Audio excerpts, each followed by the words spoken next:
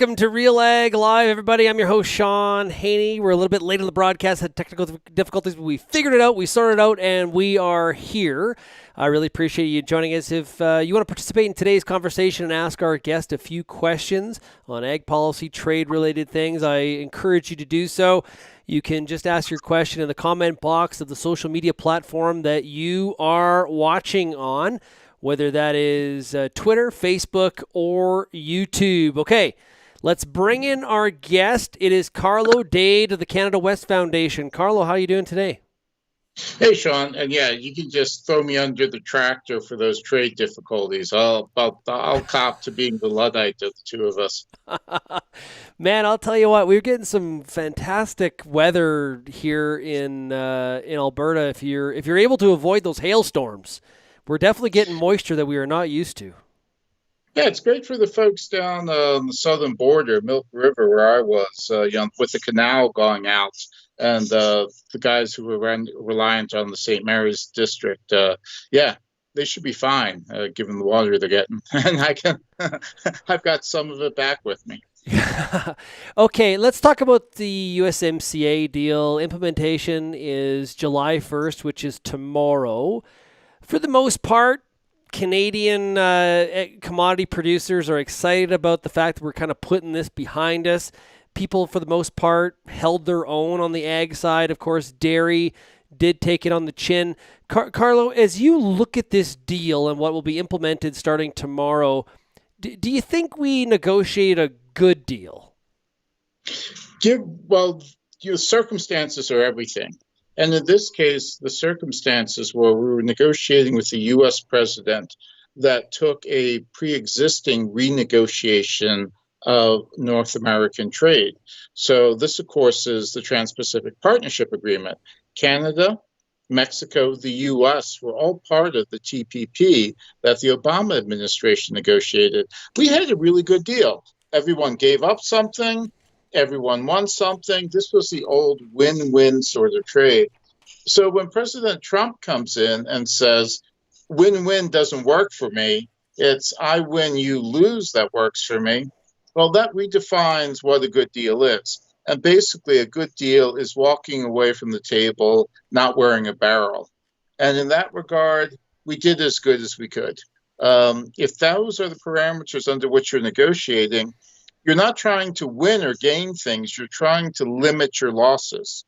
And I would argue that, indeed, this agreement results in losses for Canada, losses for the U.S., and losses for Mexico. The third-party independent modeling of the agreement clearly shows net welfare and GDP losses for each country. So this was all about limiting our losses. When you set the bar that low, we didn't do too badly. Okay, so explain that a little bit, because how is it possible that all three countries lose in a trade deal? What's in this agreement? And we're talking outside of agriculture here, of course, but what is in this agreement that possibly creates some economic loss for all three countries? So basically, you're making the rules of trade more complex, which imposes friction and which raises cost, which slows down trade. So it's mostly with autos that you see the losses.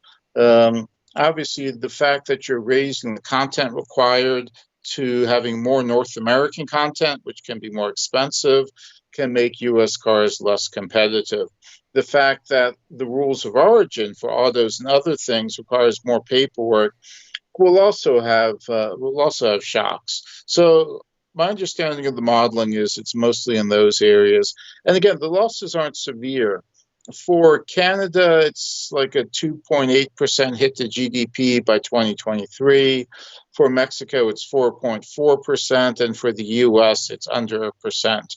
So the Americans, of course, under the Trump doctrine, or whatever you want to call it, has managed to inflict more harm on others than they inflicted themselves, and walked away calling it a victory. Or what name have you resorted to? Or I know you hate USMCA. Kuzma doesn't sound too great to me. Are you sticking with NAFTA 2.0, or what are you calling it? I'm thinking of calling it the Seinfeld Agreement. Is And that you more remember, like Kramer driven, or what are your thoughts so there?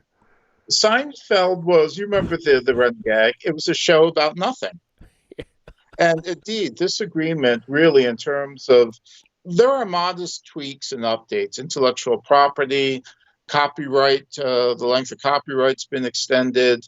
The Americans got more access to the Canadian dairy market, but again, nothing to write home about. So really, it's an agreement about it's a lot about nothing. The changes that are there are really minor, um, and we went through. If you think about this, the perverse thing is we went through 3.5 years of strum and drag, of trauma, of drama, basically to get bits and pieces of what we had already negotiated Hmm. 5 years earlier with the TPP. So again, we wind up worse off, minor changes. Copyright folks will be happy, some intellectual property folks will be happy, but U.S. dairy farmers aren't happy because they really didn't get much. So an agreement about nothing, maybe. Yeah, you know what? And But Carlo, let's focus on dairy there a little bit because yesterday on RealAg Radio I just not yesterday today, I did an interview for RealAg Radio for tomorrow with David Weens, who's vice president of the Dairy Farmers of Canada, and he's not talking about picking around the edges. He's saying, we've done some harm to our industry. You alluded to the U.S. side where they're talking about, how this was going to be a big opportunity for U.S. dairy exports. I don't think many of us really ever thought that. It's sort of a situation where the U.S. dairy farmer was oversold on what the opportunity was, and maybe the Canadian dairy industry sort of just another line of or it's another situation in a long line of agreements in the past where they are the ones that take it on the chin from a comp or they have to give something up to get the deal done. Is that kind of the way to look at it? so technically, yes, but if I've got $1 million in the bank and I have to give you $1 to get you to leave me alone, have I really given anything up? The dairy lobby did not give up anything that really wasn't already surrendered under the Trans-Pacific Partnership Agreement. The volume of dairy that we gave to the TPP members was really only going to be used by the US. You're not going to get the same Right. products necessarily from New Zealand and Australia. You will get some of the dried milk products and other things, but really it was for the US. So if you think about it, one way to think about this is just the Americans coming back to get what they left when they walked away from the TPP. Hmm. But the other element is, the Trump administration has already threatened action against Canada under the new agreement if we do not provide the dairy access that we promised. What the Americans see happening is the Canadian dairy industry doing what they did with the European Union agreement, assigning the quota that's been given up to Canadian processors and having them responsible for using the quota. And of course, what we saw with the Europeans, which is why they're furious, is the quota is not being used. The processors are working day and night to try and move that quota, but gosh shucks and gosh darn, they just can't move it.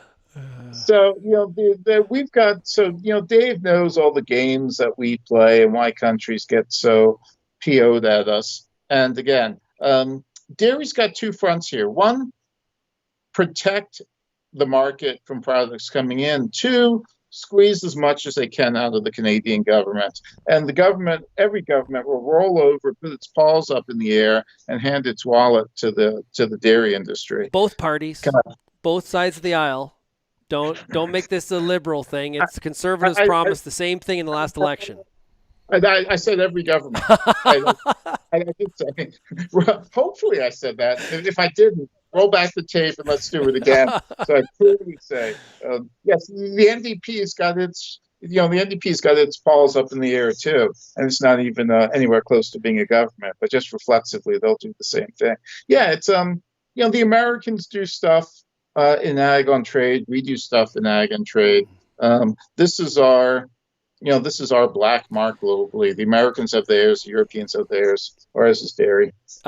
Jim Hale, who's watching on Facebook, asked the question. Jim, you're supposed to be on holidays. I seen on Twitter that you're supposed to be camping. I don't know what you're doing watching this, but thank you very much, Jim. Jim says, so about the optics of the POTUS winning trade wars, and Jim brings up a good point. President Trump talked about how trade wars were easy to win. He likes using the tariffs.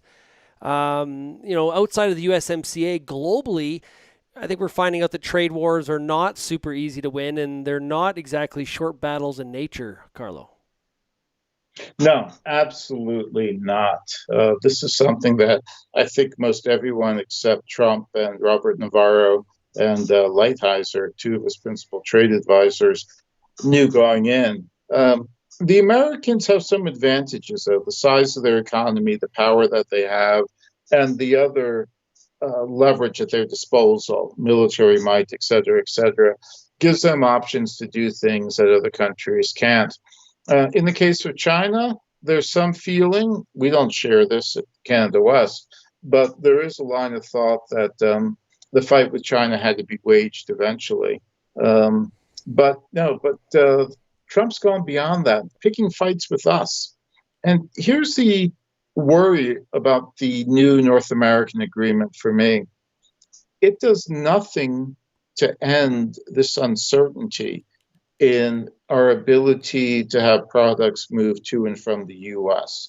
We have a president who has unilateral trade authority, power ceded to the president by Congress without a 5-hour explanation, to impose tariffs at will. We saw this with steel and aluminum tariffs, with tariffs on autos, all for national security reasons under the 1960s Trade Expansion Act. But the president also, last summer, we woke up one morning to the president threatening within a day or two 5% tariffs on everything crossing the border from Mexico into the U.S. He used the International Emergency Economic Powers Act to do this. So we have this threat hanging over our head.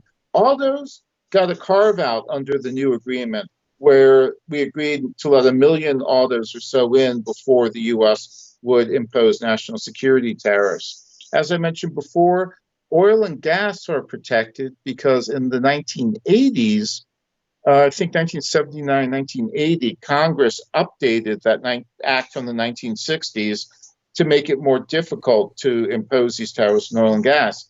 But everything else, all agricultural products, everything else is subject to national security tariffs, and everything is subject to the International Emergency Economic Powers Act. So we've gotten nothing in this agreement to protect us from that uncertainty.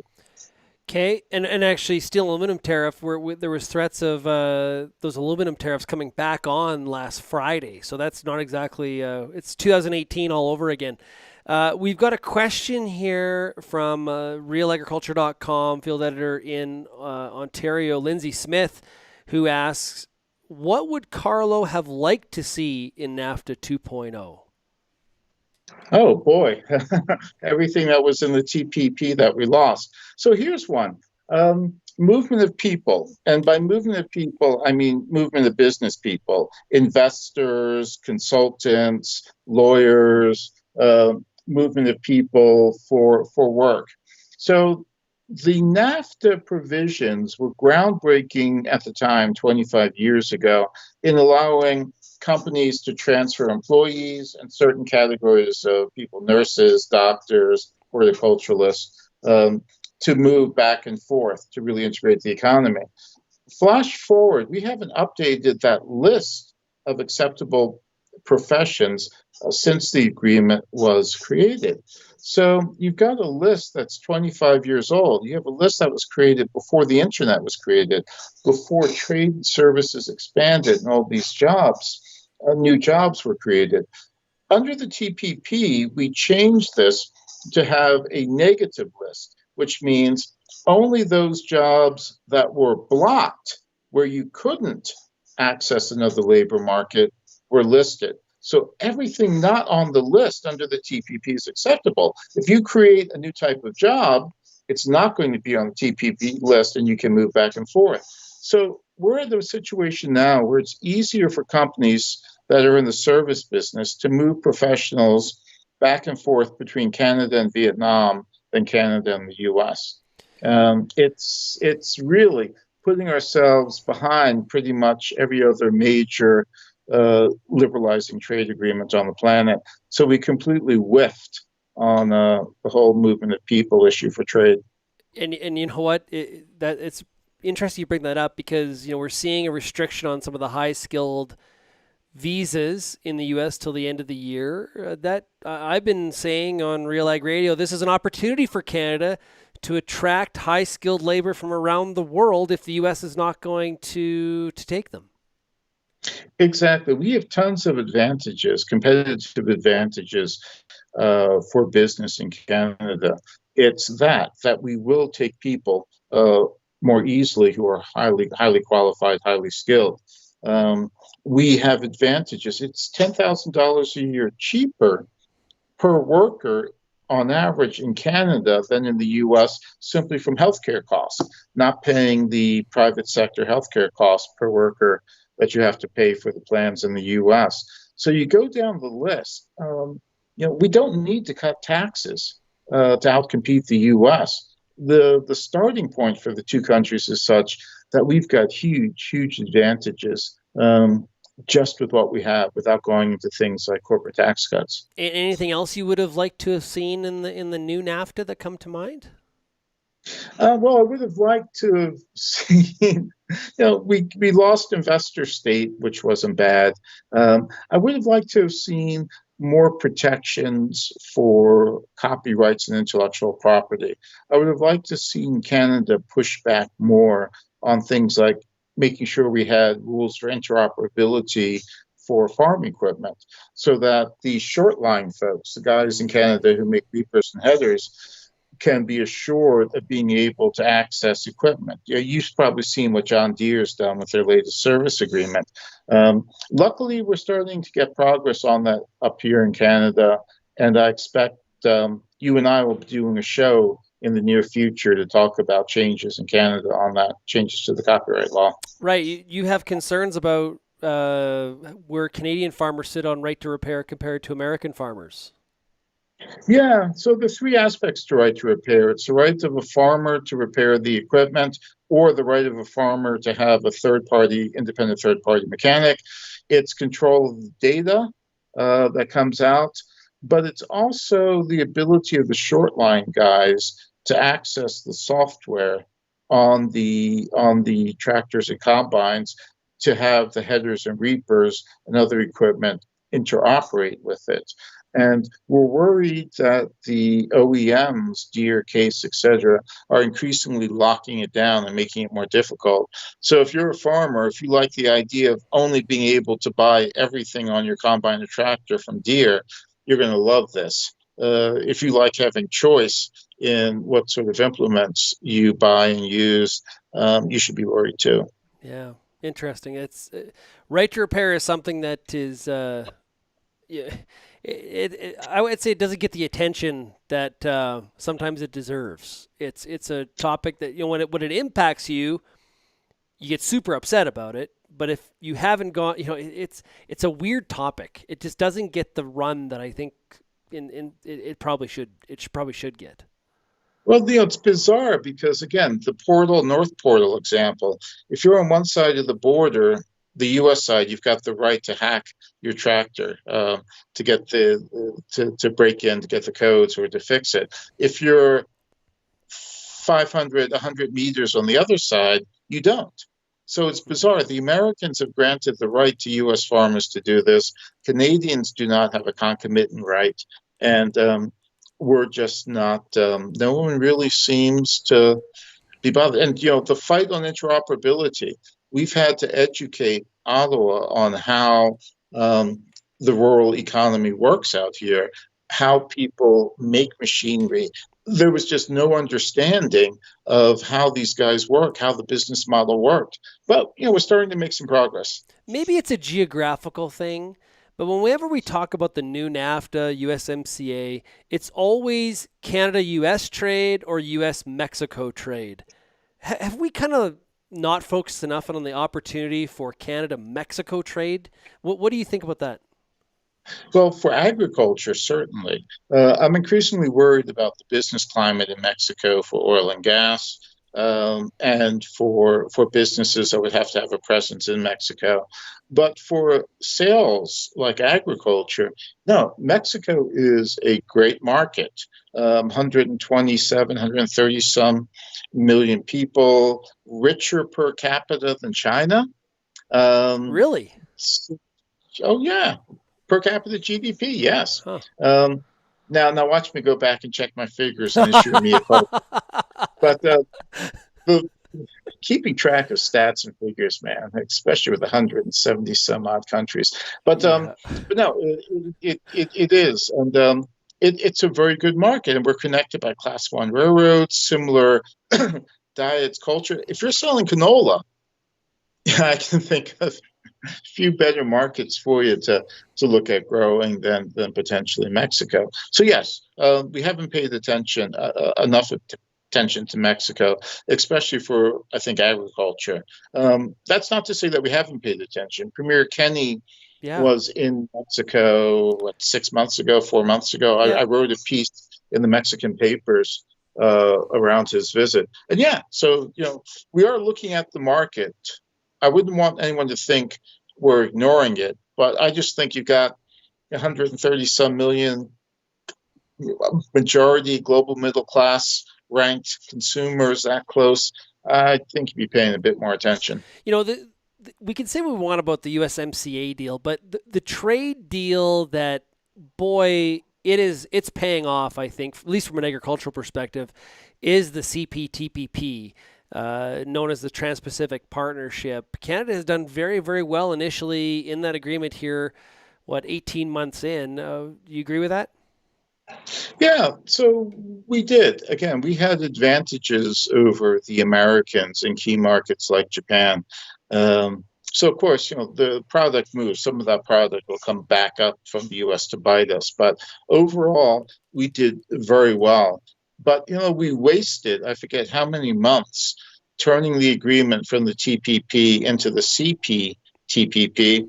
And, the Americans came in a year later and forced Japan to sign a partial trade agreement to get back what they lost. So, I don't know that we were ready to move fast enough to go after the opportunities. But we've done extensive modeling of the specific opportunities in Japan under the TPP, and we have new data and new information to help farmers who are still looking to get out of either the U.S. or China. Great opportunity. So we got the UK talking about the CPTPP, but the two countries that come up a lot that are not involved in that agreement are obviously the U.S. Now the U.S. chose not to participate.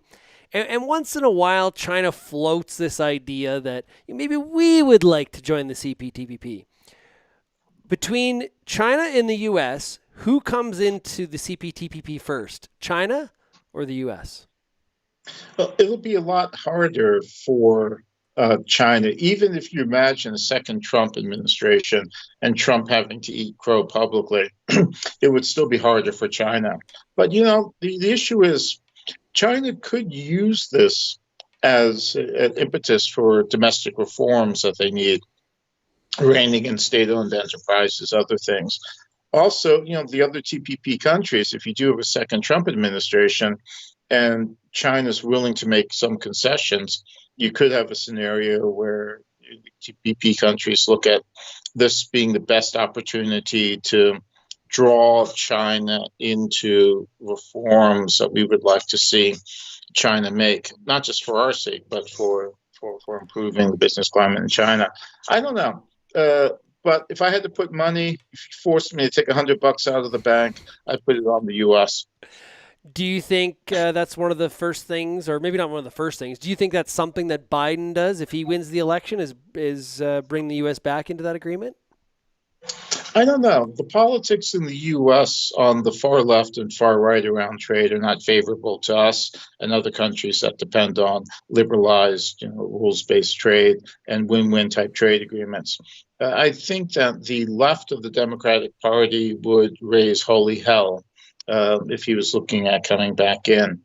The business community, of course, would want it. I don't know. I see him having a difficult time. But I do think the evolution of the US China conflict would push the US back to thinking about the TPP as a means to strengthen an alliance of like minded countries, reinforce North American trade style rules around the Pacific. So I think that Biden, at the end of the day, would probably come back in. He was part of the Obama administration that negotiated this. Yeah. He would obviously need to look for some NAFTA type tweaks or new NAFTA type tweaks on labor and other things to assuage the left wing of the Democratic Party. But I think if he did, they would come back in. And if they do, then we might get some of the things that we lost when the Trump administration walked away from the agreement. But it would make a happier day for all of us. Yeah. How do you see this U.S.-China trade war? Like it is the kind of in many ways the worst of relationships.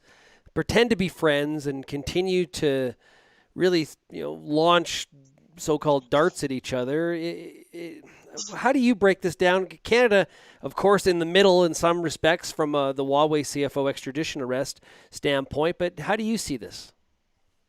Yeah, we are in the middle. The Americans used us in the worst possible way, but that's just where we're stuck. Stuck between the U.S. and the North Pole on the one hand, and U.S. and China on the other. North Pole and China can be equally hospitable, but travel advice with Carlo. Travel advice with Carlo. The hate mail writes itself on the show. You're gonna have a stack this big from the dairy farmers and a stack this big from the Chinese embassy. But no, the agreement has hurt us, obviously, in terms of being dragged into this. But we have our own issues with China, as does Australia, as does Brazil. And we've got a major paper coming out of Canada West over the summer on how to resolve agricultural non-tariff barrier issues with China. I think there are elements of the relationship that give us more leverage than we realize.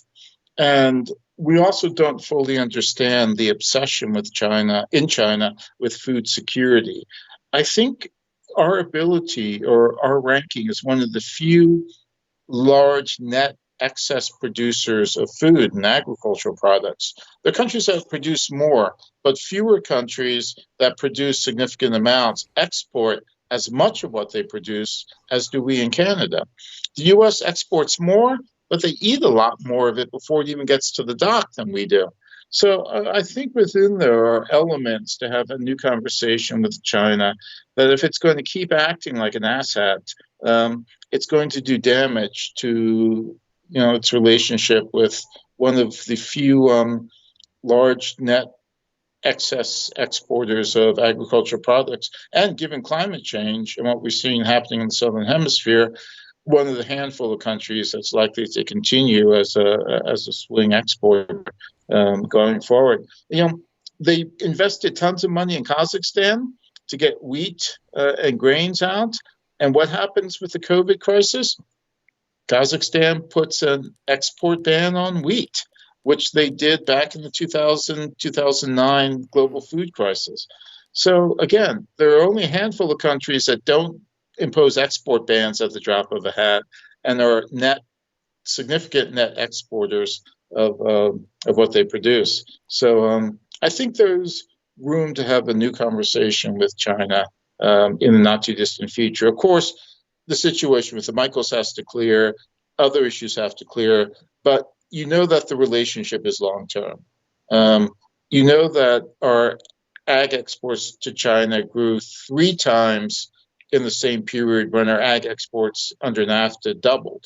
So you know that this is going to be a long-term conversation, and we will have continuing issues like the Michaels, but the longer-term view is that there may be the basis to have a different conversation with China when the current situation clears up. Yeah, and we could see a lot more of what China. We saw China here in the last week talk about how they want all the U.S. soybean exports to be COVID-19 free, where countries use COVID as a cover to create non-tariff barriers for trade. I think that's something we're going to see a lot more of from some of these countries in the back half of the year. Yeah, but again, it's the non-tariff barrier issue. And we discussed this in the paper. A country that, if you look at the history of China, the crisis they've had with food, infant formula, the history of famine, there is something that looks like paranoia to us. But for countries that have had significant food crises, food safety crises, or where the public is convinced for whatever reason that something's not safe, um, it's not paranoia on their end. Yeah. It's a real concern, and you do run into that issue. Viren has a question here. He says Canada needs to be looking at trade partners other than just China and the U.S. When you look at where companies from the EU are trading, the portfolio is far more diverse.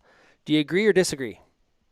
Oh God, let's talk about agriculture. I think at one point I sent you those charts. Well, I'll send you those charts again. You can throw them up, Okay. where it looks like at the U.S. where the U.S. exports agricultural products, and again, the U.S. is incredibly diverse. But you look at Canada, and God, I should have those figures handy. But overwhelmingly, I think something like, I'm not going to give a number, but it is overwhelmingly to the U.S. So if you imagine a pie chart with a sliver that's like about 13, 15%, that's what the U.S. exports to Canada. But you look at like 30% or something, it's what we export to the U.S. So our ag picture tells the story of dependence, U.S., China, and it's really, really kind of scary. So how do we diversify that customer list? What needs to change? So we have to recognize that diversification isn't that simple. Um, Part of the reason we trade so much with the US is that it's close. Yeah. It's the richest, fattest, easiest market on the planet. We're right next door to, we have privileged access. Even as trade with the US gets more difficult, it is still a better deal than trading with other countries. Why work twice as hard to make half the money trading with Honduras or someplace? So that logic will drive us. But as we get better trade deals, the difference between the US being so great and everyone else being so bad starts to narrow. And I think that's a major impetus. So again, we keep talking about the TPP, and agreements like that suddenly make more sense. They open up markets like Japan, eventually, hopefully, Malaysia. Vietnam is open for us now, booming markets with real demand. So as the agreements and the terms of trade get better, we can see some shift. But let's not kid ourselves. The U.S., again, fattest, richest, easiest market. Unless the U.S. goes completely off the deep end, as opposed to dipping their toe in the water, which they're doing now, it's still going to be the best bet. So diversification, but let's think, what do we mean by diversification? We mean shifting a couple percentage points out of the U.S. To other markets in bits and pieces. We're not going to see 66% of our two-way trade suddenly drop below 50%, or 75% of our exports suddenly drop below 50%. Yeah. Not going to happen. Too hard. And the same thing with China. We're equally as dependent on China. For ag exports, our exports to China are larger than the next 4 markets combined. So we're really two markets you don't want to be stuck in, the US and China. We're stuck in both of them. Again, the US isn't as bad because it's so rich, so easy, and so close, Well, but yeah. still.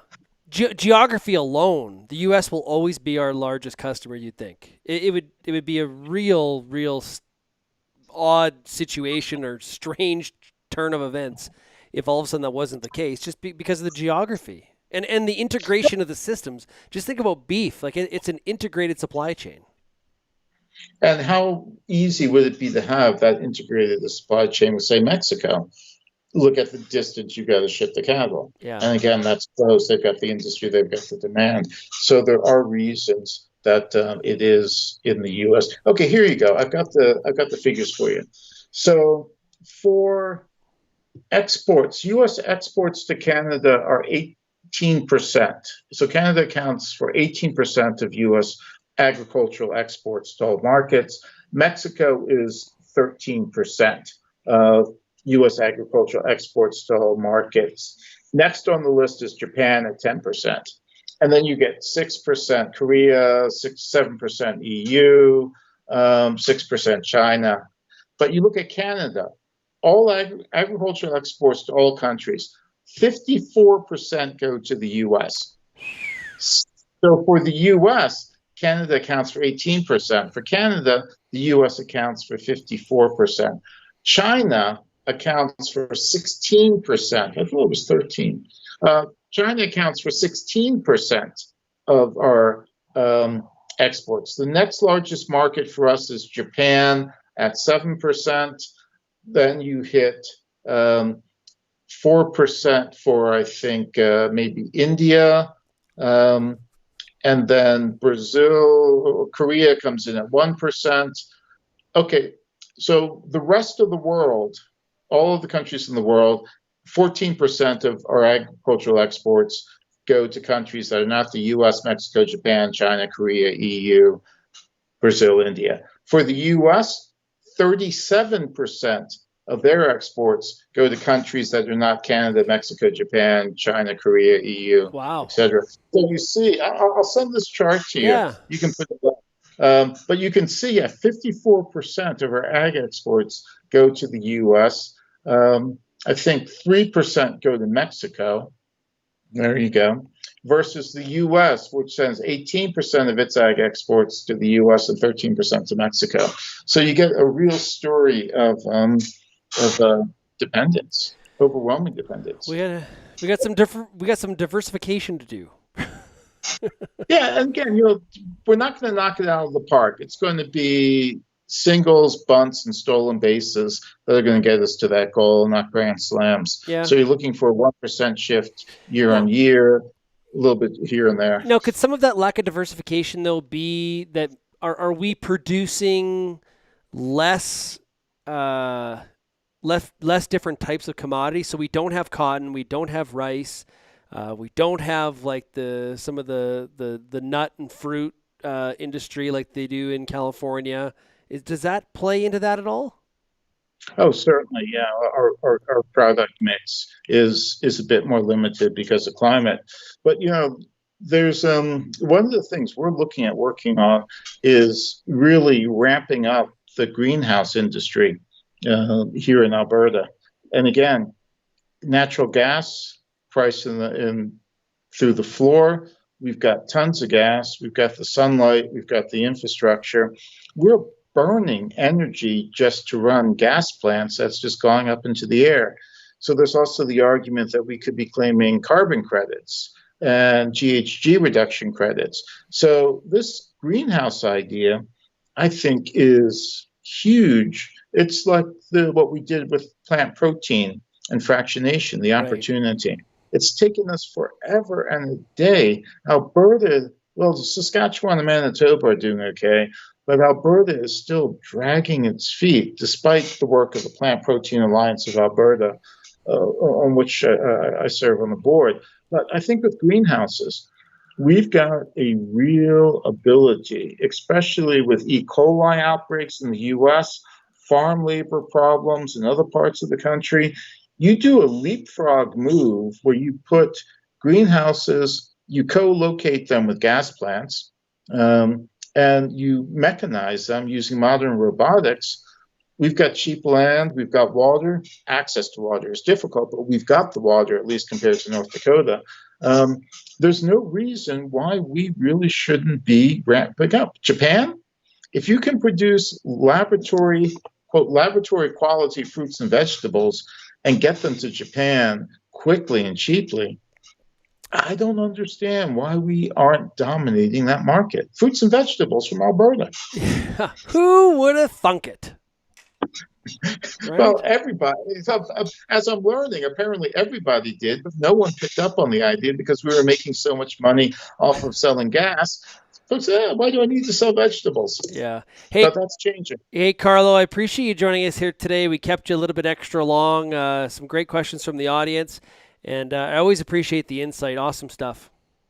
Hey, I always enjoy these chats, man. It keeps me on my toes. If somebody has any feedback, we'd love to hear from you. Send me an email, shaney@realagriculture.com, or you can call the Real Ag listener line, 855-776-6147. Everybody, tomorrow will be no Real Ag Live. We're celebrating Canada Day. Encourage you, though, to check out Real Ag Radio tomorrow because we are going to have a special USMCA special to the show, talking all commodity groups across the board. Cereals Canada, Dairy Farmers of Canada. It's going to be a lot of fun. We'll also have some of this conversation here with Carlo Dade. And Ken just put out a message saying, love these longer interviews. Appreciate you tuning in, Ken, as well as everybody else. Go ahead, Carlo. And Shaun, you can hold on to the mail from the dairy farmers for me, okay?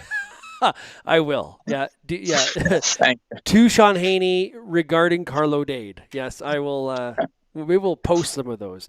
Everybody, have yourself a great day. Thank you very much for getting real and getting connected with Real Ag Live. And we'll talk to you again on Thursday. Cheers, everybody.